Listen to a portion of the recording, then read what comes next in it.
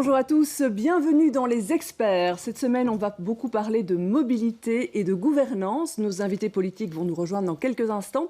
Mais on débute tout de suite avec, à mes côtés, deux journalistes. Pauline Deglume de l'Écho, bonjour. Bonjour. Et Philippe Lawson du média en ligne El Post, bonjour. Bonjour.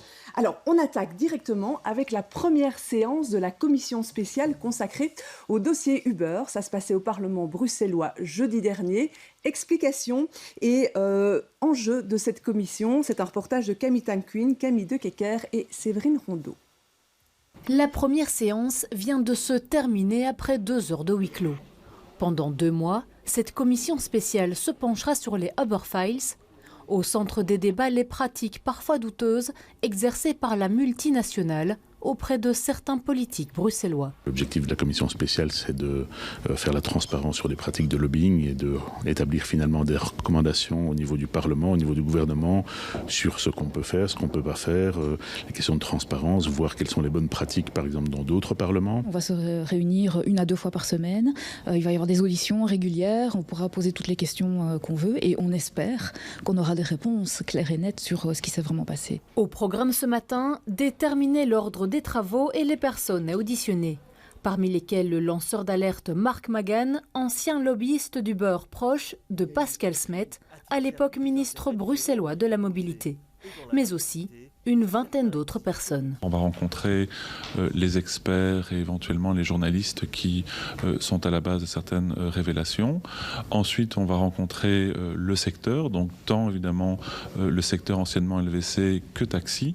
Et ensuite, on rencontrera l'administration et les membres du gouvernement qui éventuellement avaient une trop grande proximité. La commission spéciale ne se concentre pas seulement sur Uber, elle s'étend à l'ensemble du secteur, y compris les taxis traditionnels. Dans cette commission, on va probablement entendre aussi d'autres opérateurs du transport rémunéré de personnes, oui, comme dans le taxi, comme dans les LVC, parce que de toute façon, ils ont été quelque part victimes de cette concurrence illégale, frauduleuse, imposée par les multinationales. Mais le point de départ, c'est bien les Uber Files. Moi, je ne souhaite pas qu'on jette un écran de fumée et qu'on essaye d'élargir pour essayer de noyer le poisson. Présidée par la NVA Siltje Van Acter, la commission espère déboucher sur des recommandations concrètes en matière de lobbying. Les débats de fond débuteront dans 2 semaines. Voilà, alors la question de ces recommandations qu'on attend, Pauline Deglume, est-ce que c'est vraiment ça qui est la clé de cette commission ? Je pense, parce qu'en fait, quand on voit cette affaire-là ou qu'on voit d'autres qui surgissent dans l'actualité en ce moment, je trouve qu'il y a quand même un des points communs, c'est un peu le flou qui entoure par rapport aux faits rapportés. En fait, on apprend des choses, et puis c'est vrai que certains vont trouver ces faits inacceptables. À l'inverse, d'autres vont dire bah non, il n'y a pas de souci, on assume. L'exemple pour les Uber Files, c'est cette donc proximité présumée entre Pascal Smet, l'ancien ministre de la Mobilité, et Mark Magan, qui était le patron d'Uber et lobbyiste pour Uber à l'époque. Et en fait, si on se replonge en même temps à ce qui se passait à l'époque, on avait un ministre qui ne faisait pas mystère de son envie de faire une place à Uber sur le marché à l'époque, parce qu'il estimait à tort ou à raison qu'il y avait un intérêt pour ça. Et donc, il assumait en fait avoir envie de... Et donc, le fait qu'il l'ait rencontré, tout ça, oui, on s'en doute bien. Donc, c'est vrai que l'intérêt de cette commission spéciale, je pense, ça va être de nous sortir d'une zone grise qui n'est pas propre à ce dossier, où en fait, on ne sait pas toujours ce qui est accepté, pas accepté, et donc à établir peut-être des balises claires. Après, quand on parle de rapport entre personnes, je pense qu'on ne pourra jamais tout cadrer non plus. Ouais. C'est des questions d'éthique personnelle. C'est finalement la question du lobbying, de sa définition, de ce qui est acceptable dans le lobbying, et puis ce qui va trop loin, qui déborde du lobbying, Philippe Lawson. Oui, c'est vrai que les recommandations sont importantes dans la mesure où ça va permettre aussi de clarifier beaucoup de points, mais aussi de redorer le blason du politique, parce que bon, toutes ces affaires qui sortent enchaînent comme ça remet ça dénature un peu, ou bien ça déchire l'image du politique dont on a encore besoin, hein, parce que bon, la société, l'organisation de la société, le politique a sa place, mais aujourd'hui, à partir du moment où son image est défigurée, mais tout le message politique qu'il y a chez les politiques, ça ne passe plus. Et donc ça renforce la méfiance de la population vis-à-vis des politiques. Et quand le fossé se creuse, ça laisse le champ libre à des idées extrémistes qui qui fleurissent partout. C'est vrai que pour l'instant, il y a un peu un fleurissement de questionnements et d'affaires dans ce Parlement wallon, Parlement européen, cette commission qui se lance ici. Des choses qui sont de registres très très variés, très très diverses et qui posent question. On va en parler tout de suite avec nos deux invités qui sont deux députés bruxellois, Aurélie Tchekalski et Hicham Tali. On les accueille.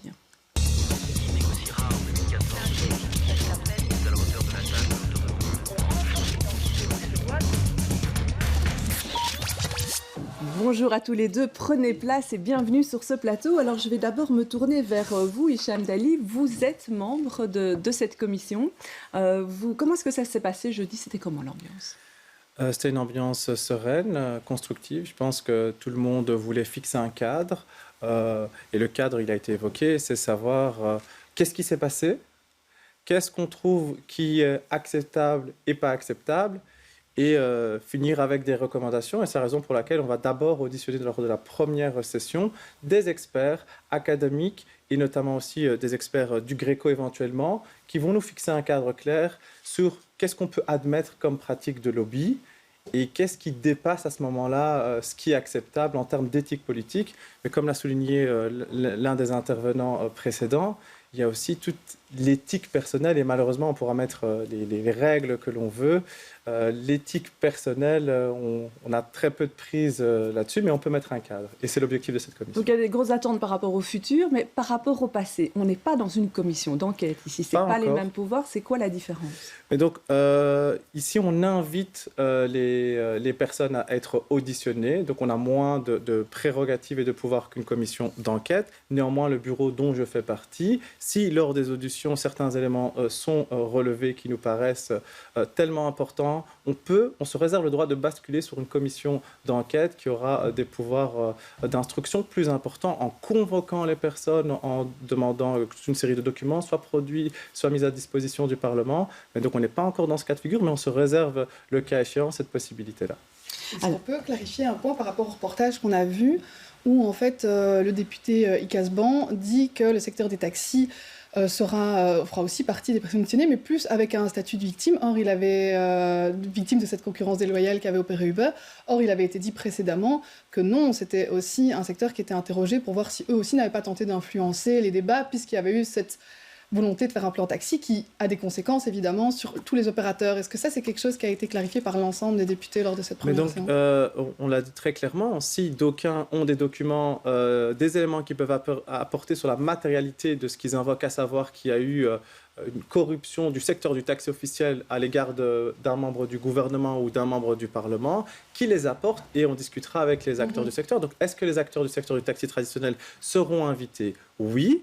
Et si les gens ont des éléments concrets à déposer, ce qui est le cas pour les Uber Files, il y a des éléments qui sont sortis dans la presse, on les interrogera à ce moment-là. Et la commission, les travaux seront à huis clos non.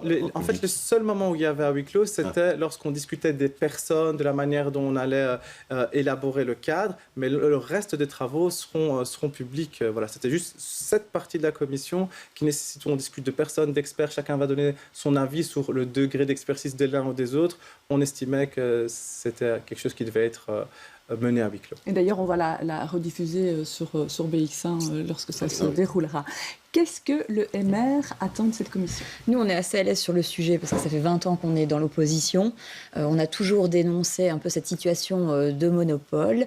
On a toujours dit qu'il fallait réformer, réglementer tout ce secteur, l'offre de taxi, Uber, etc. Il y a une demande très importante de la part des citoyens d'avoir une diversité dans l'offre de transport ici à Bruxelles. Et malheureusement, l'offre ne répondait pas à la demande très importante. Donc on est très à l'aise là-dessus. Comme l'a dit mon collègue, on va auditionner ici dans le cadre de cette commission spéciale différents acteurs concernés par la problématique. Il faudra que toute la lumière soit faite sur les éventuels liens, influences, etc. Après, en tant qu'hommes et femmes politiques, il est normal d'être en contact avec tous les acteurs et libre à chacun, à chaque parlementaire, de faire après son analyse et de pratiquer son libre arbitre et de décider en son âme et conscience. Comment est-ce que vous fixez la limite, personnellement? Mais je ne sais pas si on peut parler de fixer des limites ou pas. Moi, ce qui compte pour bien faire mon travail de terrain, c'est de rencontrer un maximum d'acteurs de terrain, des entreprises, des associations, des citoyens qui me font part d'une situation bien précise et de défis qu'ils rencontrent dans leur quotidien et de points qu'on devrait améliorer. Et à un moment donné, moi, je fais la synthèse de tout ce que j'ai entendu et je décide en mon âme et conscience de s'il faut améliorer cette réglementation, cette législation. Et c'est comme ça. Et on ne peut pas être coupé de tout. On ne vit pas dans un aquarium. Quand on est enfermé dans notre bureau et derrière un ordinateur, on nous reproche de vivre en vase clos. Mais quand on va trop sur le terrain, à un moment donné, on dit ça ne va pas, etc. Donc il faut voir un petit peu. C'est un juste milieu. Et il faut trouver un compromis dans tout ça. Hicham Zahil, naturellement, il y a des milieux qui sont plus proches de chaque groupe politique. Est-ce qu'on fait la démarche d'aller vers des gens avec qui on est moins proche, pour un petit peu avoir le contrepoint de vue quand on est député? Donc ici, il y a quand même une différence quand on est, par exemple, dans l'exécutif, mais on l'a vu avec le cas du Parlement européen, que même des présidents de commission, et c'est le cas par exemple ici, on a toute une série d'acteurs politiques, et notamment l'ancien président de la commission mobilité, qui risque d'être aussi auditionné lorsqu'on voit les rapports qu'il avait avec le représentant d'Uber à l'époque. Quand l'exécutif est à la manœuvre pour déposer un texte législatif, il est normal de s'interroger sur combien de réunions il a eu avec un tel ou un tel, pour voir un peu si la parole a été donnée à tout le monde, si tout le monde a pu être auditionné. Et en fait, de la même manière, ça doit se faire, et ça ne se fait pas du tout en fait, pour les parlementaires. Lorsque vous voyez que dans certains pays, des parlementaires déposent des amendements clés en main d'un groupe d'intérêt et qui ne le mentionne pas, moi, je n'ai pas de souci qu'il les dépose. Mais alors, ils doivent être transparents. Je dépose cet amendement, ce n'est pas moi qui l'ai rédigé, c'est ce groupe d'intérêt. Si on était aussi transparent, moi, j'ai aucun souci avec les contacts. Le problème, c'est que ce n'est pas ce qui se passe. C'est d'aucuns déposent des amendements d'un groupe d'intérêt, mais ne le mentionnent pas. Et donc, quand on dit il faut réfléchir aux pratiques et aux cadres et aux recommandations, on doit aller aussi loin que ça. Tout le monde peut rencontrer tout le monde, mais si à un moment donné... Par exemple, une proposition d'ordonnance soit mentionnée à un moment de les acteurs, par exemple, qui ont été vus, quand des députés déposent un texte, qu'on précise... Je veux dissocier deux choses. En fait, par exemple, aujourd'hui, le cas de figure du Parlement bruxellois, il n'y a pas de registre de lobby. Alors, est-ce que ça nous protège de tout? Nous, on l'a vu au Parlement européen. Il n'y a pas de registre de voyage, il n'y a pas de registre de cadeaux éventuels, etc. Je pense que des recommandations qui devraient s'appliquer au Parlement bruxellois sont celles-là. Après, dans le détail, on pourrait à un moment imaginer que lorsque le Parlement est à la manœuvre dans les textes législatifs ou dans des amendements et autres, et qu'ils ne sont pas l'œuvre propre du parlementaire, je pense que c'est sain de pouvoir le dire au public et au commissaire de la commission et pas se prévaloir que c'est simplement le travail parlementaire, alors qu'en fait, on pousse un groupe d'intérêt, quel qu'il soit. Je pense que si c'était fait dans cette démarche-là, je pense qu'on aurait des débats plus sereins et ce serait plus... Pour l'instant, il y a un vide juridique, si on peut dire. Au Parlement européen, on voit bien que tout le monde est en train de vite inscrire ses cadeaux, ses voyages et tout ça. Ça n'existe pas au Parlement bruxellois. Ben donc, on a, pour le moment, on n'a pas ça. Donc, il y a une ordonnance conjointe qui date de 2007 qui vise à instaurer une commission de déontologie. Cette commission n'a pas été installée. Pourquoi? Parce que la manière dont elle a été constituée, elle est composée de 5 experts, 2 magistrats et de 3 anciens parlementaires. On n'arrive pas à remplir ce cadre-là. Donc depuis 2017, chaque fois qu'on fait un appel d'offres, on n'arrive pas à composer cette commission de déontologie. Et donc qui est responsable aujourd'hui au Parlement? C'est le bureau élargi. Mais il est responsable de quoi? Uniquement si les parlementaires n'ont pas rempli leur déclaration de mandat. Ce qu'il faudrait, c'est élargir les obligations des parlementaires qui siègent au Parlement bruxellois avec les éléments que j'ai cités: un registre des lobbies, un registre des voyages, un registre des cadeaux, et éventuellement, dans le cadre du travail législatif, de pouvoir dire, lorsqu'on dépose des propositions de texte ou des amendements qui ne sont pas l'œuvre propre du parlementaire, mais d'un groupe d'intérêt. Est-ce que vous serez d'accord d'accepter qu'un parlementaire présente un texte en disant « Tiens, ce texte que je présente, ça vient d'un groupe de lobbying ». À mon avis, vis-à-vis de la population, ça ne passera pas, ça. Oui, mais bien sûr, mais donc c'est ça la transparence. Je pense que si à ce moment-là, il estime que vis-à-vis de la population, ça ne passera pas, je pense qu'il ne le fera pas. Mais donc, soyons transparents. Moi, je n'ai pas de souci de rencontrer tous les acteurs. Et donc, c'est une proposition. Ça sera discuté en commission, sa faisabilité. Et jusqu'où on va? Parce que ce que certains appellent lobby, parfois, ils ne le perçoivent pas comme lobby quand, en fait, imaginons un écologiste qui reçoive un groupe de cyclistes ou de gens engagés pour la sécurité routière, enfin typiquement des sujets sur lesquels vous êtes au front. Ils viennent faire un travail de lobby. Est-ce que là aussi, alors, il sera marqué que vous avez vu 1, 2, 3, 4, 5, 6 associations de... Et donc on note qui on a reçu. Si Greenpeace demain me dit, je donne un exemple, arrêter les pesticides, par exemple, je prends l'exemple, et rédige le déroulé, enfin l'amendement, on peut dire, OK, et on est d'accord avec cette proposition, on défend cette proposition avec nos arguments, mais on peut dire par transparence, et ça nous a été suggéré, rédigé par Greenpeace, par exemple. Moi, je pense que c'est ça. Mais si tout le monde le fait, à ce moment-là, moi, je pense qu'à ce moment-là, c'est plus clair dans le débat public. Alors, bien sûr que ça allait très loin, mais je pense que... Et puis après, comparer lobby et lobby, il y a des lobbies qui défendent des intérêts particuliers, et puis il y a des lobbies qui défendent l'intérêt général. On ne peut pas les mettre sur... Et la raison, et pour pas être dans le jugement de valeur, si chacun le déclare... Là, on va se retrouver avec des problèmes de définition. Exactement, et pour pas être dans un jugement de valeur, pour qu'on ne soit pas dans cette situation-là, simplement si chacun le déclare, et puis c'est au public à juger, est-ce que c'est un lobby qui défend un intérêt particulier, ou est-ce que c'est un lobby qui défend l'intérêt général, mais au moins la transparence aura été faite. Est-ce que, côté de l'opposition, cette idée de mettre des listes comme ça, vous pourriez le soutenir ? Moi, je suis tout à fait en faveur de plus de transparence, j'ai pas de souci avec ça, mais je trouve tout à fait normal qu'on se concerte avec les représentants de fédérations, de secteurs, etc. Parce que eux défendent une série d'acteurs, relèvent des problèmes, des anomalies qui pourraient peut-être être améliorées dans le cadre législatif, etc. Donc il faut trouver ce juste milieu. Oui, de dire que telle proposition vient de telle instance ou de telle autre instance, pourquoi pas, y a pas et des listes de cadeaux, des listes de voyages. Mais ça se fait déjà à d'autres niveaux de pouvoir. Au niveau bruxellois. Voilà, on n'a pas de souci avec ça. Moi, je ne reçois pas de cadeaux, malheureusement. Malheureusement. Heureusement. On ne peut pas s'empêcher de faire le lien avec une information qui est sortie dans la presse cette semaine concernant le voyage au Maroc, à l'invitation du Maroc de plusieurs députés et maires. Vous vous sentez très à l'aise par rapport à cette démarche-là ? Je suis à 300% à l'aise avec cette démarche-là. Ce voyage est tout à fait assumé. Pour nous, il est important de créer des liens, des ponts avec nos homologues d'autres partis libéraux dans d'autres pays, d'autres régions, d'aller voir ce qui se fait dans d'autres régions, d'échanger, de dialoguer. La communauté marocaine est très importante ici en Belgique, à Bruxelles. Il faut créer des ponts. Donc on n'a vraiment rien à cacher là-dessus. C'est pas parce qu'on se rend dans un pays que ça veut dire qu'on partage peut-être toutes les politiques ou toutes les idées, mais ce qui est important en tout cas, c'est d'échanger et de dialoguer. Et chez Écolo, comment c'était perçu cette sortie ? Ça a très mal été perçu. Je pense qu'il y a une confusion, il y a un mélange des genres. Je pense que si le Parlement envoie une mission à l'étranger, ça se fait dans le cadre du Parlement. Il y a plusieurs groupes politiques qui sont représentés. Il y a un cadre qui est fixé. C'est le Parlement qui finance pour garder son indépendance. On discute en commission des acteurs qu'on va rencontrer. Je suis désolé, c'est peut-être de la naïveté, mais lorsque vous allez tout frais payer avec un programme qui est décidé par l'État qui vous accueille, je ne pense pas qu'on est dans l'esprit critique. Et je pense qu'il y a des questions qui se posent par rapport au fait qu'on n'a qu'un seul groupe politique qui y va, et en plus dans un endroit qui est, entre guillemets, contesté, parce qu'il y a toutes des discussions au niveau international. Je pense qu'il y a des questions qui se posent. Et si, par exemple, on avait eu un registre des voyages, ce voyage aurait été mentionné comme étant financé par le Maroc, dans un registre quelque part. Ici, c'est la démarche des journalistes qui ont dû savoir qui avait financé le voyage. Je rappelle que dans le cadre du Parlement bruxellois, tous les groupes politiques bénéficient d'une dotation qui est assez confortable et qui permet, le cas échéant, d'autofinancer ces voyages pour pouvoir être libre du pays accueillant et de pouvoir aller voir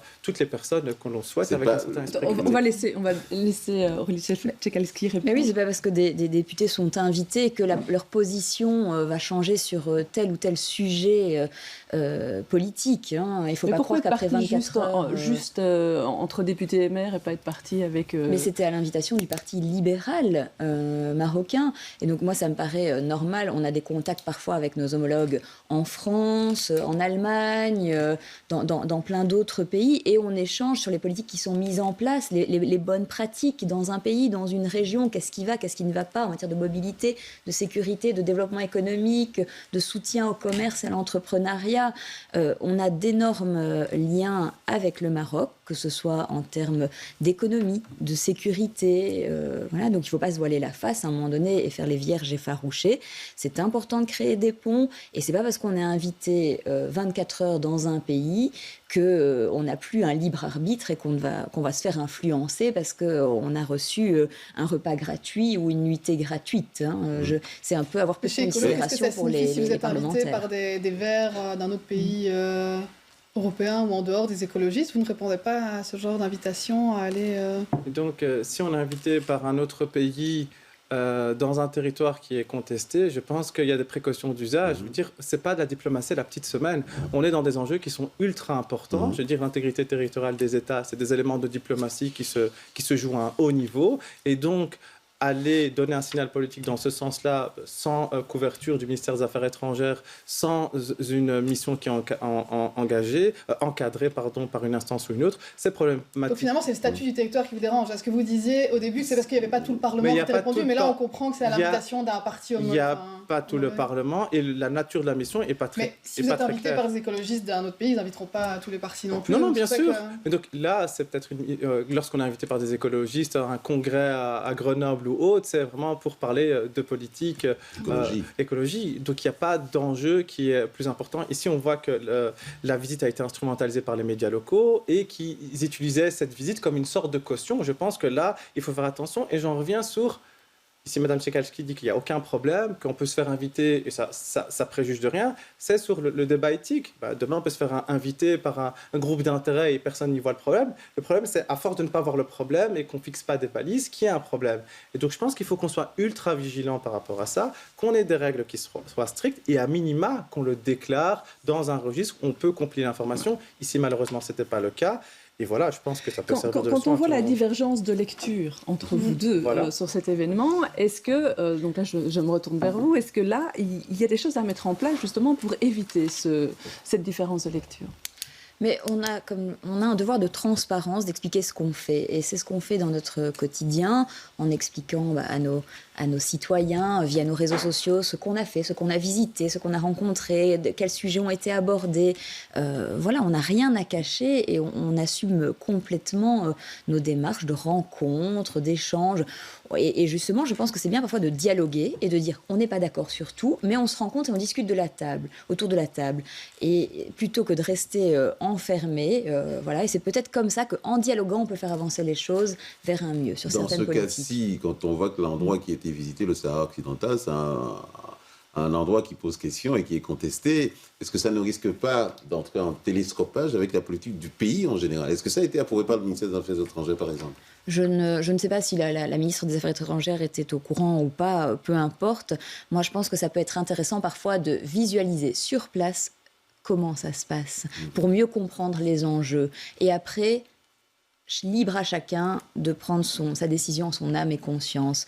Moi, ce qui compte beaucoup, c'est le libre arbitre. Et j'ai toute confiance en l'être humain et en son intelligence, sa sagacité, sa vivacité d'esprit.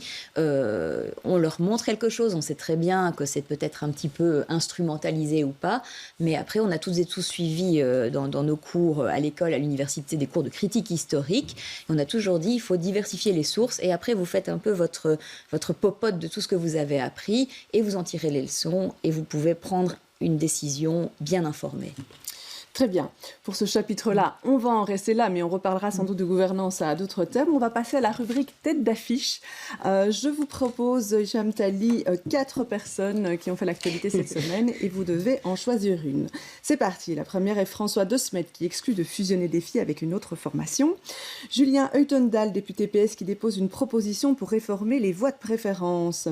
Marie-France Fauconnier, candidate pour diriger l'administration Bruxelles Environnement. Et puis Salah Abdeslam qui annonce qu'il n'assistera pas à la suite du procès. Qui choisissez-vous ? Salah Abdeslam. Et je justifie mon choix parce que moi, j'ai été fortement heurté en fait, par le déroulé de ce procès, qui était un procès quand même important pour l'histoire de la Belgique, mais aussi pour toutes les victimes, les parties civiles. C'est vraiment, il y avait une grande attente par rapport à son organisation. Et moi, j'ai regretté les couacs qu'il y a eu à de nombreuses reprises par rapport à ces histoires de fouilles à nu. Et je regrette vraiment l'image déplorable qu'on a pu donner à un moment de la justice, de la police et de la manière dont on était en capacité d'organiser un procès d'envergure et de donner des réponses en fait aux familles des victimes qui en attendaient. Et donc, je le pointe aujourd'hui pour regretter en fait cette situation. Et quand j'entends que certaines parties civiles ont décidé de ne plus venir se présenter au procès, je le regrette fortement. Je pense que cet écueil aurait pu être évité. Je pense qu'en préparant de la même manière que ça se passe par exemple dans des studios vidéo, on prépare en amont pour voir quel quoi qui pourrait arriver et éviter cet écueil-là. Je pense que ce manque de préparation-là a été problématique et surtout qu'on ne respecte pas une ordonnance à un moment de justice qui est opposée à la police. Ça pose des questions, vraiment. Ça vous interpelle aussi ? Oui, moi je pense que toute la lumière doit être faite quant aux attentats de Bruxelles. Ce procès doit être mené dans des conditions sereines. Il est grand temps, selon moi, d'avancer parce qu'il y a toutes les familles des victimes. Pour eux, c'est remuer un passé douloureux. On a toutes et tous vécu ces tragiques attentats de près. Voilà. Et donc, il est grand temps d'avancer dans ce procès.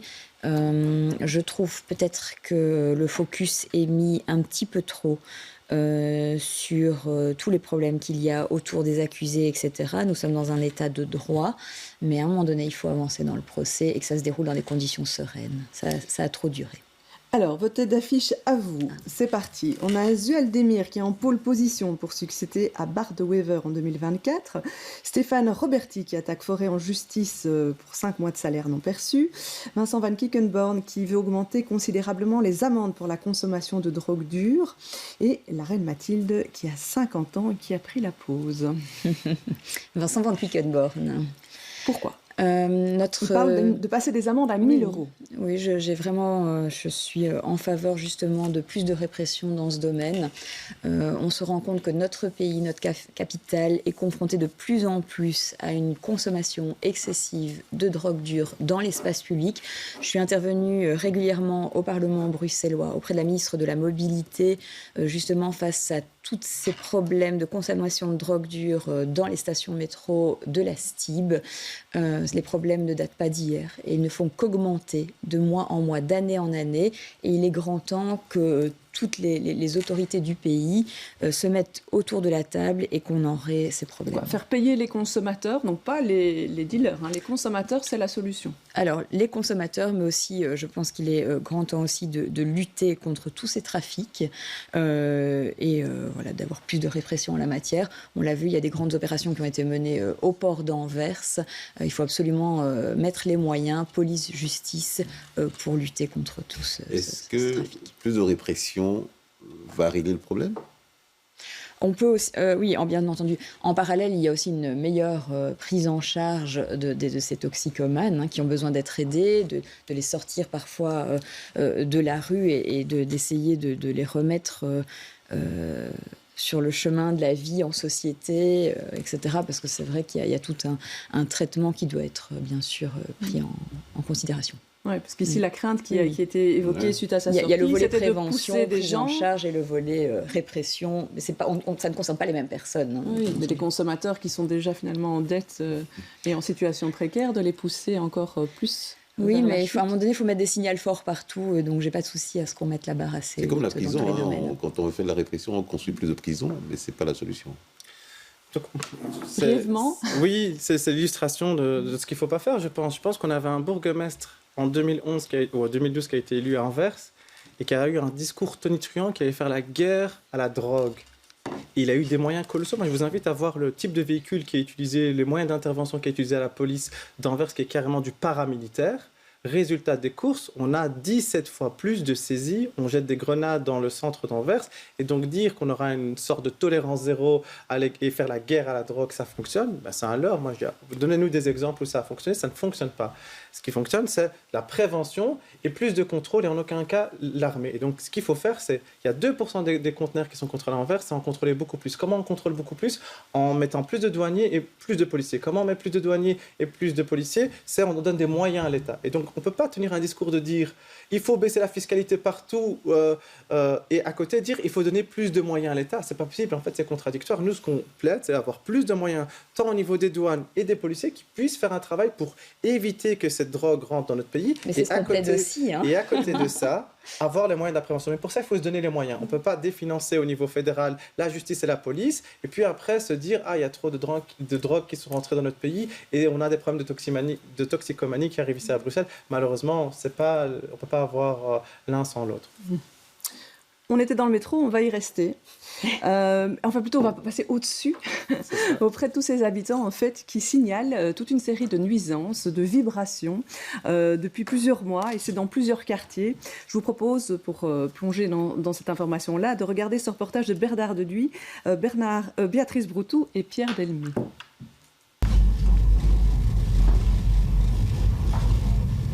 Un bruit assourdissant, des verres qui trinquent, c'est un véritable tremblement de terre que subit cette famille de Woluwe-Saint-Lambert presque toutes les 5 minutes à chaque passage d'une rame de la ligne 1. Quand on est dans notre lit, ici au 3e, le lit tremble, donc ça réveille. On ne sait rien faire contre une vibration, on est couché dans son lit, on est assis dans une chaise, on est ici debout, on les sent tout le temps. Des nuisances dont se plaignent aussi les riverains d'Oderghem, Anderlecht ou Etterbeek depuis plusieurs mois. En fait, depuis l'arrivée de ces nouveaux métros M7, leur poids pourrait être à l'origine d'une déformation des roues, entraînant de plus fortes vibrations. Donc c'est pour ça qu'on a mis en place un système qui permet de détecter de manière précoce l'usure de ces roues pour pouvoir intervenir directement sur les roues qui sont problématiques. Une solution trop palliative pour certains riverains. Hier soir à Woluwe, 200 personnes étaient réunies pour entendre les explications de la STIB et demander d'autres solutions immédiates. Il y a 48 roues sur une rame, puis il faut changer les roues, ça va prendre un temps vraiment énorme. Pourquoi pas mettre des métros qui ne posent pas de problème, parce que ce sont les nouveaux métros qui posent un problème, donc pourquoi ne pas mettre des anciens métros le matin, entre 5h et 8h, et à partir de 10h du soir jusqu'à 2h du matin. Sur ce point, la société de transport botte en touche, mais assure poursuivre un dialogue continu avec les riverains et les communes, en attendant des solutions de son fournisseur. Voilà, on voit que le mécontentement est en augmentation. On en parle depuis plusieurs mois. On apprend que 5 groupements de personnes ont déposé plainte auprès de Bruxelles Environnement, qui est l'administration, par rapport à cette situation. Que peut faire la région pour résoudre ça ?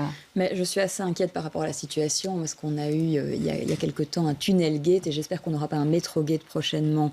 L'inquiétude des riverains est énorme. Il en va de leur qualité de vie. Ils subissent des vibrations, des nuisances sonores dès le lancement du premier métro vers 5h du matin jusqu'au dernier métro après minuit. Et il en va de leur qualité de vie. Voilà, vous avez votre maison qui tremble, votre habitation, ce n'est vraiment pas agréable, votre qualité de sommeil est entachée.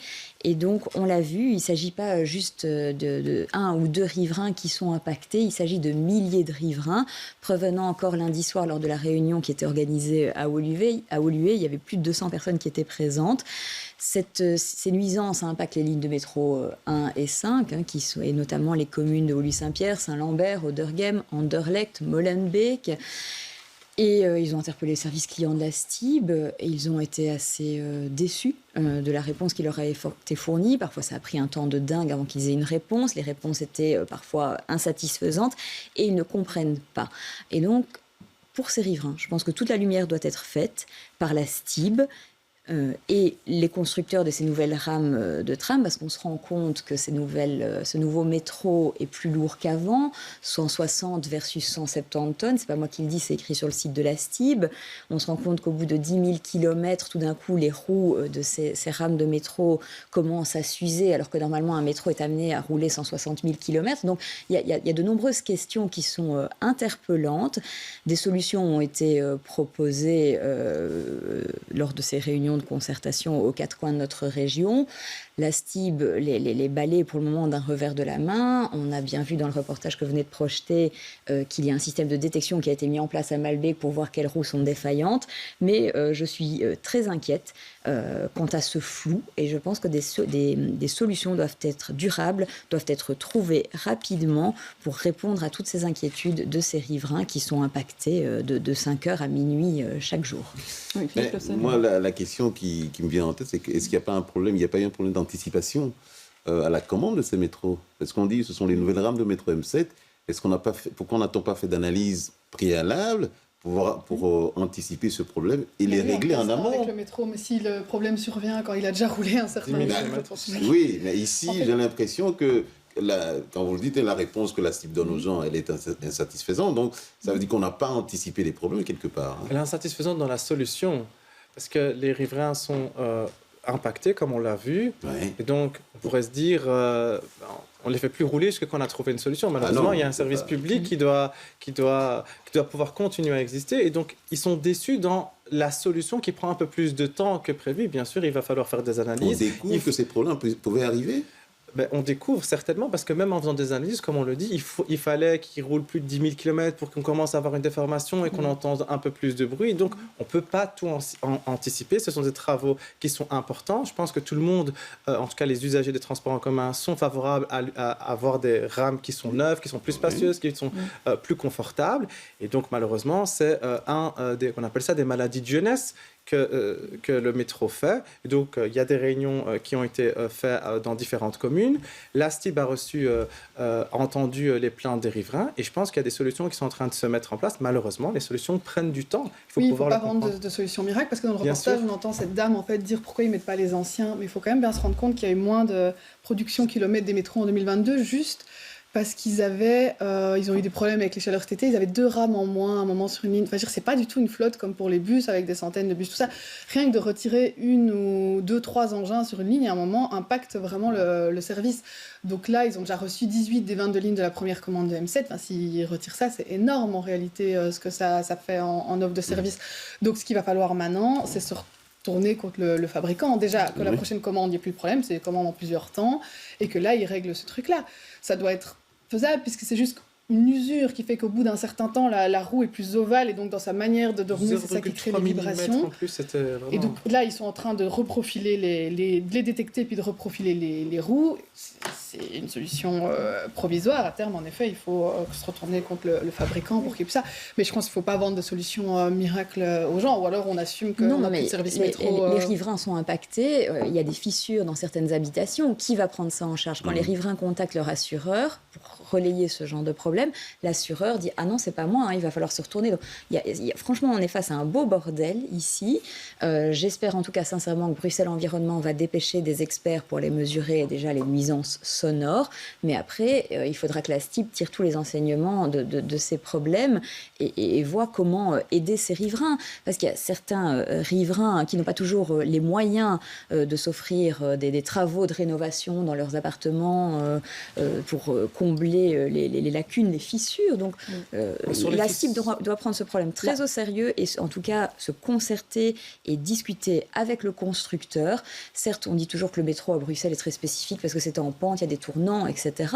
Mais je ne suis pas ingénieur civil, mais à un moment donné, il faut regarder les problèmes en face et trouver les solutions. La procédure maintenant par rapport aux plaintes qui ont été déposées près de Bruxelles Environnement, c'est si ces plaintes sont jugées recevables, il faudra faire une étude acoustique et puis ensuite des propositions d'action et puis une estimation budgétaire de ces propositions. Et donc c'est quand même tout un processus qui prend un certain temps. Juste préciser que sur les seuils de tremblement, il y a des mesures qui ont été effectuées et la réponse de la STIB, et c'est dans une question parlementaire que vous avez d'ailleurs déposée, dit clairement que le seuil qui pourrait affecter le bâtiment n'a pas été atteint. Et donc je pense qu'il y a des vibrations. Il faut pouvoir redire, lorsque la société s'engage en disant il y a des mesures qui ont été effectuées, ça n'a pas d'incidence sur les fissures de bâtiments, ben voilà, c'est un organisme public qui le dit. Et puis après, s'il y a une contre-expertise qui pourrait arriver le cas échéant, elle doit le démontrer. Et donc jusqu'ici, on fait confiance quand même aux autorités à la STIB lorsqu'elle effectue ce type de mesures. Oui, mais je vous invite sincèrement à aller prendre un café ou un thé chez certains riverains et vous verrez que toutes les 3-4 minutes... Non mais ça on entend, on comprend bien sûr. On entend des tremblements. Il y a une solution qui va être trouvée, voilà, mais donc faire un lien de causalité,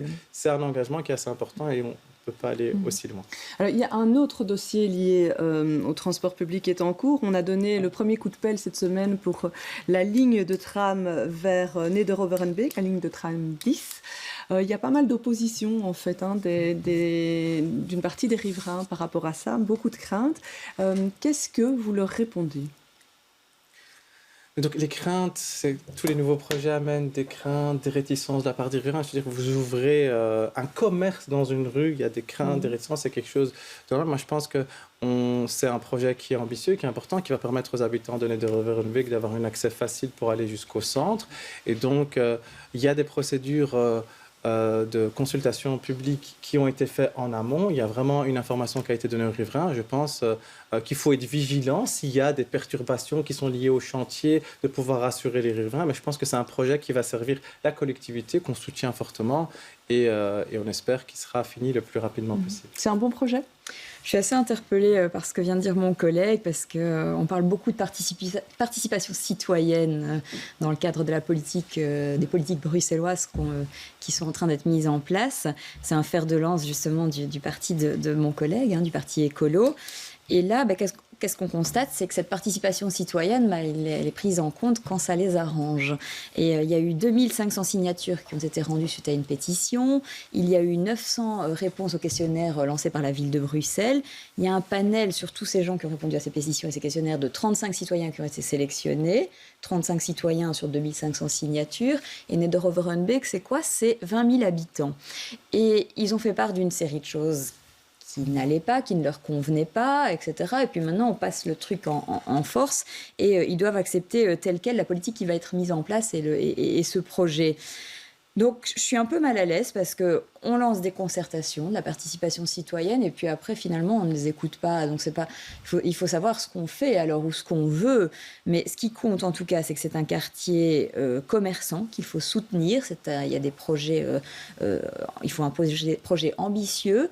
Il faut que le quartier reste accessible, mais il faut aussi trouver un compromis avec tous ces citoyens, leurs demandes de terrain, etc. Ce que les citoyens voulaient, c'est qu'on rénove l'espace public, et ils voulaient plutôt une sorte de tram-bus, qui était un peu plus acceptable selon leur demande. Et puis finalement, le projet est passé en force.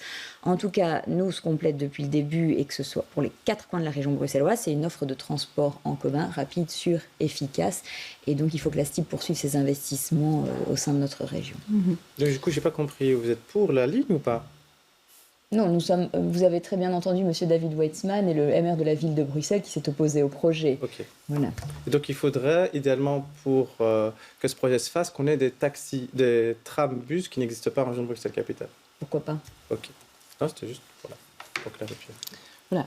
Donc, divergence de point de vue entre vous deux. Oui. Une inquiétude aussi qui est souvent, c'est sur la longueur des chantiers qu'il y a. On voit, même en rénovation. Il y a des procédures à respecter. Malheureusement, on ne peut pas passer en force, comme c'est dit. Il y a des procédures à respecter. Et puis, on ne peut pas avoir l'approbation des 20 000 riverains avec un oui pour pouvoir lancer un chantier. Sinon, je vous garantis, on lance absolument plus rien. Et puis ici, c'est du transport alors, on ne fait pas de participation citoyenne. On peut faire la participation citoyenne. Chacun peut la faire. Chacun a ses citoyens.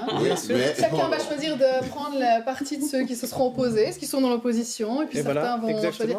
C'est vrai qu'il n'y aura jamais de 100%. Ça n'existe pas. Et je pense qu'ici, voilà. Mais c'est une vraie question qu'il y a eu, notamment avec tous les plans Good Move et tout. C'est comment est-ce qu'on organise cette participation citoyenne ? Qui est-ce qu'on consulte ? C'est pas quelque chose d'évident à mettre sur pied. Il ne faut pas tomber dans un effet pervers. C'est vrai que maintenant, un moindre groupe d'habitants arrive à, notamment via les réseaux sociaux et autres, à faire croire parfois, à grossir artificiellement en fait une opposition. Comment on la mesure ? C'est vrai que ça va devenir de plus en plus important, parce qu'on voit que maintenant, suite aux tensions Good Move, il y a d'autres projets qui ne sont même pas toujours liés à Good Move qui se retrouvent bloqués et qu'il ne faut parfois pas grand monde en fait derrière ces mobilisations-là. Est-ce qu'il faudrait, sur la table du Parlement bruxellois, justement, que ce dossier arrive en disant, tiens, comment est-ce qu'on organise au niveau local ou régional les concertations ? Est-ce que c'est quelque chose sur lequel il faudrait fixer des balises ? Une bonne pratique. En tout cas, moi, je suis, si c'est pour utiliser la participation citoyenne, autant la faire en effet sur des projets opportuns. On a eu notre première commission délibérative au Parlement bruxellois sur la 5G, qui était un sujet hyper technique. Mais je pense que c'est plus utile d'utiliser les instruments existants en matière de participation citoyenne sur des projets de quartier, de mobilité, d'aménagement du territoire, plutôt que sur des choses techniques. Mais bon, moi, ce que je constate, c'est qu'on prend le résultat de la participation citoyenne quand ça nous arrange. On l'a vu pour le nom du tunnel, ça posait problème, Good Move. À un moment donné, il ne faut pas se cacher non plus. Soit on fait de la participation citoyenne, on l'assume, soit alors on n'informe pas les gens et on passe en force sur un projet. Ouais, la commission délibérative dont vous parlez sur la 5G, c'est commissions qui ont été mises en place il y a peu de temps où se retrouvent et des citoyens et des élus du Parlement bruxellois. Un mix. Nos spectateurs suivent. Donc, c'était important qu'il y ait une commission délibérative sur la 5G, contrairement à ce qui est dit. Je pense qu'il y a toute une série de citoyens qui mettaient devant leur fenêtre stop à la 5G, qu'on risquait de passer entre guillemets en force parce que l'Union européenne nous demande de l'instaurer pour 2025, alors qu'il devait y avoir une sorte de explication aux citoyens. Donc ici, on a une obligation. On ne va pas mentir aux citoyens en disant que sur base de ce qu'ils vont dire, on ne va pas le faire. C'est faux, ce serait mentir. On est lié par une réglementation européenne qui nous demande de mettre en place la 5G depuis 2025. Mais les gens se posent des questions sur l'impact, sur la norme de bruit. Et donc c'était intéressant, même si c'est très technique, de démocratiser le débat et de dire « Ok, voilà la situation à Bruxelles. On a une norme de 6,2 volts qui est la plus faible de toutes les autres régions, parce qu'on privilégie un principe de précaution. Demain, on va devoir mettre la 5G. Mais comment vous voulez qu'on implémente la 5G? Est-ce que vous voulez qu'on ait plein de petites antennes qui... sur tout le territoire, ou alors de plus grosses antennes qui émettent un peu plus fort? Et ce débat qui était très technique a pu, entre guillemets, avoir lieu. C'est mieux ça que pas avoir d'informations du tout. Et donc, est-ce qu'on va trancher est-ce qu'on tranche uniquement si tous les citoyens sont d'accord? Non. Mais au moins, il y a eu des sessions d'information, les gens ont pu exprimer, entre guillemets, leurs craintes. Et je pense qu'aujourd'hui, on va voter cette augmentation de normes qui va permettre l'instauration de la 5G à Bruxelles, tout en ayant les normes les plus faibles du territoire. Donc je pense que c'est une bonne chose. Est-ce que le MR va voter ce changement de normes? Je vous invite à suivre les débats en commission mercredi. Nous ne manquons pas. Mais en tout cas, mais quelle est la tendance? Le dossier de la 5G est un dossier important pour nous. Nos entreprises, nos hôpitaux, nos universités, les citoyens sont demandeurs. Il est grand temps que Bruxelles passe la 5e vitesse parce qu'il y a plein de petites, même de grandes villes européennes ou même de villes voisines qui ont déjà la 5G et Bruxelles est en retard. On pensait que la Wallonie était bonne. On pensait que la Wallonie a dépassé Bruxelles, a avancé, a voté son texte et voilà, on est les derniers. Et donc, il est grand temps de déployer la 5G. Il y aura une norme qui sera émise.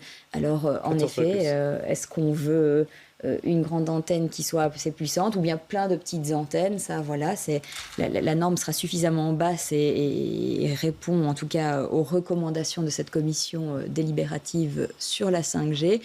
Je pense en tout cas que le ministre Alain Marron a assez traîné en la matière. Il faisait un pas, il reculait de deux, un pas de côté, et puis après, il mettait un petit coup de frein. Il y a eu la commission délibérative composée de citoyens et de parlementaires qui s'est planchée sur les modalités de déploiement. Alors, ça me fait sourire parce que quelques mois plus tard, il y a aussi une enquête publique qui a été réalisée, qui s'est clôturée le 30 septembre. Donc, ça fait quand même beaucoup de consultations en la matière. On a traîné tant qu'on pouvait. En tout cas, les textes étaient déjà pris sous la précédente législature. Ça fait plus de 3 ans qu'on attend ça. Il est grand temps d'avancer. Philippe Lawson, brièvement. Moi, ce qui m'interpelle, c'est qu'on fait la consultation tout en disant aux gens, de toute façon, on ne va rien changer, on va y arriver. Il y a une obligation. Il y a une obligation. Mais on explique qu'est-ce qu'on va faire et on explique les modalités. Parce qu'il y a moyen de faire différemment que juste le faire simplement. Donc, comment on va mettre les antennes relais? Est-ce qu'on va en mettre plusieurs ou pas? Expliquer quelle incidence ça va avoir. Ça permet aux citoyens de savoir, OK, qu'est-ce qui va être mis en place plutôt que de ne rien dire et simplement dire oui, l'Union européenne nous demande de le faire. D'ailleurs, les arguments à l'époque, si vous vous souvenez bien, c'est de dire le réseau 4G va être saturé. Moi, avec mon téléphone, ça marche très bien. Je n'ai pas encore de 5G. Le réseau 4G fonctionne très bien. Donc, c'est un élément important qui atteint à la sécurité des personnes. Il y a des questions qui se posent par rapport à la sécurité, à la santé des personnes. Et donc, il était légitime qu'on soit le plus transparent possible. Il y a eu une commission délibérative avec des citoyens. Il y a eu une enquête publique et on avance. Et donc, le même exemple que pour le tram, est-ce que tout le monde est d'accord? Non, tout le monde ne sera pas d'accord. Tout le monde ne sera pas d'accord. Mais est-ce qu'on avance? Oui. Est-ce qu'on a permis à tout à chacun d'avoir le degré d'information suffisant et on a été transparent sur les process? Oui. Et donc, avançons. Allez, on passe à la rubrique « Ça m'énerve, ça me ravit ». Je vous donne 5 propositions qui ont fait l'actualité de la semaine et vous en choisissez chacun une. La première, le règlement de stationnement de Scarbeck qui a été annulé. Ensuite, fait d'asile qui voit la justice qui ordonne les saisies pour payer les astreintes. Good Living, le nouveau RRU qui inquiète certaines associations. Un relevé thermographique qui a été fait par avion. Et puis, le CPS de Woluwe-Saint-Lambert qui renonce à fournir des repas aux seniors. Aurélie Tchefkalski. Le nouveau règlement d'urbanisme qui inquiète des associations. Il est grand temps de un petit peu remettre de l'ordre dans tout ce qui est urbanisme à Bruxelles. Et je vais vous citer des exemples très concrets. C'est un petit peu parfois la foire dans les décisions qui sont rendues en matière d'urbanisme. Ça prend un temps de dingue entre le moment où le riverain qui veut entreprendre des travaux de rénovation dans son habitation et son entrepreneur donc introduisent une demande à l'urbanisme. Il y a une décision qui est rendue et parfois ça prend des mois. Et pendant ce temps-là, les prix des matériaux augmentent, etc. Et donc, je pense que pour les riverains, pour les entreprises, il faut qu'il y ait plus de lisibilité en la matière, qu'il y ait plus aussi d'homogénéité, parce que parfois, pour un même immeuble, dans la même rue, il y a une décision A qui est rendue pour l'immeuble A, et puis une décision tout à fait différente qui est rendue pour l'autre immeuble. Donc, je trouve qu'à un moment donné, c'est un petit peu la foire en la matière, et il est grand temps de remettre de l'ordre dans tout ça. Pauline donc ça m'énerve, voilà. Je vous vois prendre des notes sur ce dossier. Ah oui, l'enjeu du RRU. Non. Oui, c'est une grosse réforme. Normalement, elle devait déjà aboutir fin de législature passée. Enfin, c'était en cours. Puis Pascal Smet avait décidé de tout remettre à zéro parce que le Covid était venu chambouler un peu certaines idées qu'on avait. Enfin, toute l'idée qu'un logement peut pas avoir, doit toujours avoir un espace extérieur, tout ça. Donc, tout avait été remis à plat. Et donc là, maintenant, on est dans un moment important avec l'enquête publique et tout ça. Donc c'est vrai que ce sera intéressant de voir et de se pencher là-dessus et de voir quelle est la part de réel risque. Il y a des associations qui s'inquiètent de tout ce qui est perspective, tout ça. Je pense qu'il faut essayer de tirer le vrai du faux prochainement des risques qui seraient compris dans cette réforme. Ce règlement régional d'urbanisme, il est facilement compréhensible pour le grand public? Je vais être transparent avec vous. On a des parlementaires de référence dont c'est le dossier. On les voit comme des ovnis parce qu'ils arrivent à vous réciter toutes les différentes réglementations en fonction du lieu, en fonction du niveau de pouvoir, etc. Et donc, effectivement, avoir plus de lisibilité, c'est important et que ça soit accessible, entre guillemets, au commun des mortels, de citoyens qui comprennent, en fait, quelles sont les règles qui s'appliquent à lui-même. Et en même temps, il y a aussi l'idée de préserver du patrimoine bruxellois. Et donc, c'est normal qu'on ne peut pas laisser chacun faire ce qu'il veut, même avec un bien qu'il a acheté, parce qu'on a parfois des bâtiments qui sont classés ou autres. Et donc, en tout cas, l'objectif d'avoir un règlement qui soit plus lisible, je pense que c'est important. Alors, bien sûr, il sera atteint avec ce document-là. Atteint, mais ça reste, il y a plein de particularités, etc. Mais c'est vrai qu'il y a des questions qui se posent par rapport au futur. Le gabarit des bâtiments, est-ce que ça peut obstruer des vues qu'on trouve quand même assez... qui devraient être préservées? Il y a toute une série de questions assez importantes qui se posent par ce règlement. Et donc, moi, je salue le fait qu'on ait un nouveau règlement qui va apporter, j'espère, plus de lisibilité, comme l'a souligné ma collègue. Et vous, qu'est-ce que vous choisissez alors comme actualité de la semaine? Moi, fait d'asile, moi ça me heurte profondément qu'on doive être condamné autant de fois avant de réagir. Et là, je suis content en fait qu'il y a un bâtiment qui risque d'être saisi. Ça fera peut-être bouger la secrétaire d'État, Madame Moore, sur les obligations légales que la Belgique a en matière d'accueil des personnes sur son territoire. Et donc, j'espère que ce momentum-là va nous permettre d'accueillir dignement, dans le respect de nos obligations internationales, les personnes qui sont en droit de demander la protection chez nous. On termine avec une dernière actualité de la semaine. C'était le week-end dernier. Il y avait une vive émotion parce qu'on avait retrouvé le corps d'une femme dans le centre de détention de la police locale à la cité administrative. Un rassemblement avait eu lieu dimanche soir. On va pas avoir le temps de regarder les images, mais ça a suscité une émotion assez forte parce que certaines personnes ne croyaient pas finalement que c'était un suicide. Les premiers constats montrent qu'il n'y aurait pas eu d'intervention de tiers. Il y a déjà eu 2 décès dans ce centre-là. C'est quelque chose qui interpelle la société. Qu'est-ce qu'on peut faire par rapport à ça? Est-ce que c'est normal qu'il y ait 3 incidents dans un même lieu comme celui-là? Non, ce n'est pas normal, mais avant toute chose, je voudrais adresser mes sincères condoléances à la famille et aux proches de cette victime. C'est tragique ce qui s'est passé. Il y a des choses qui ne vont pas. Il y a déjà eu des problèmes dans le passé. C'est en effet le troisième tragique événement qui a eu lieu. La balle, le dossier maintenant est dans le camp du comité P et du procureur. Donc il va falloir en effet qu'il y ait tout un examen qui soit fait pour voir ce qui s'est réellement passé. On a parlé de caméras de surveillance, de passages dans les cellules qui sont effectuées 1 à 2 fois selon le moment de la journée. On voit bien quelque chose qui n'a pas été. Donc il faudra vraiment tirer tous les enseignements de ce tragique événement, de cette très triste histoire, et voir ce qui s'est passé, parce que ça ne peut plus arriver. En parallèle à ça, je voudrais quand même aussi saluer le travail et parfois les conditions difficiles dans lesquelles nos policiers font leur job quotidien, qui n'est vraiment pas évident. Ils sont sous pression. On a parlé précédemment des moyens qui doivent être renforcés tant pour la police que pour la justice. Je pense qu'il faut continuer à mettre l'accent là-dessus et il faudra en tout cas tirer tous les enseignements de cet événement. Ouais, ici, le bourgmestre Claus dit qu'une procédure de passage toutes les heures en journée, toutes les 2 heures la nuit a été mise en place dans ce centre de détention. Ça permettrait de résoudre ce type de problème? Simplement redire mes condoléances à la famille des victimes. Je pense qu'on sous-estime le choc symbolique que ça a. 3 décès en 2 ans, ça pose pour les citoyens la question de leur propre sécurité lorsqu'ils sont peut-être éventuellement dans un état d'ébriété, qui sont arrêtés par les forces de l'ordre. Je pense que toute la lumière doit être faite sur ce décès et qu'on ait les moyens de faire en sorte que les gens qui sont arrêtés ne décèdent pas dans nos cellules. Je pense que ça choque symboliquement. On sous-estime l'impact que ça peut avoir. Et puis, je pense qu'il y a aussi une communication qui est très maladroite et très peu transparente, pour le coup, du bourgmestre de la ville. Je pense vraiment symboliquement, il faut mettre en place ça, mais on pourrait imaginer des caméras avec détecteurs de mouvement. Ces personnes qui sont censées, entre guillemets, être dans un état d'ébriété, souvent dorment. Et donc, s'il y a du mouvement dans la cellule, que les gens soient avertis. Mais c'est regrettable que au même endroit, on a 3 fois un décès. Et la violence symbolique que ça représente est sous-estimée, je pense.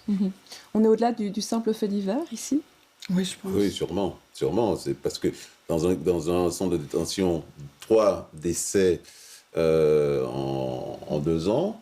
Et la communication aussi qui a été faite, je trouve qu'elle est vraiment révoltante dans la mesure où on dit aux gens que c'est un suicide alors que c'est juste une arrestation banale pratiquement, et arriver avec un décès, mais qu'on dise aux gens non, elle s'est suicidée.